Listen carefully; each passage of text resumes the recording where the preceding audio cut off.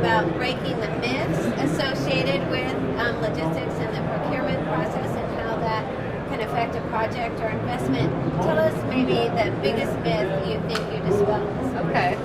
Well, one of the things that I think is so interesting is even in these very challenging times when there's a lot of uncertainty about the marketplace, when prices aren't what we want them to be, procurement tends to really weigh heavily on the minds of project executives and owner project teams.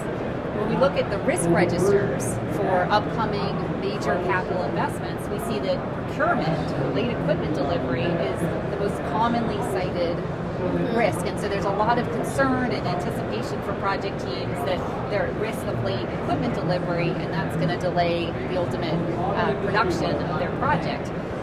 What I was able to show with the data is a lot of times any delay or slip in procurement is driven by delays earlier on in the project life, starting with extensions to the project definition phase.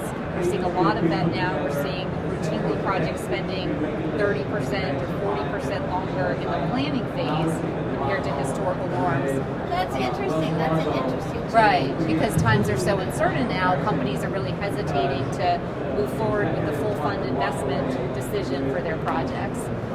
We're also seeing significant delays in detailed engineering durations, both because of the delays in the front end and also because of reduced experience levels on both the owner's side as well as the contractor side. We hear a lot of our clients talking about the demographic cliff and having lower experience levels in their staff.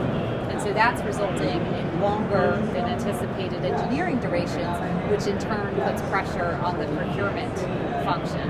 Sure. It sounds like maybe, and it's something we've certainly heard at Breakbulk many, many times from our speakers, that it is important to have the entire team from beginning to end up in that early phase as much as possible. Very much, and that was in fact part of my concluding remarks to show some of the best practices we've identified for the procurement function with regard to their involvement in capital projects, how important it is for them to have a seat at the table, so to speak, early on to provide input with regard to feasible schedule durations, to make sure they're aligned, owners, contractors, vendors, and so forth with regard to plans for expediting, inspections, pre-qualification, and translate that into the value that can be delivered in terms of successful project delivery if all those things are aligned.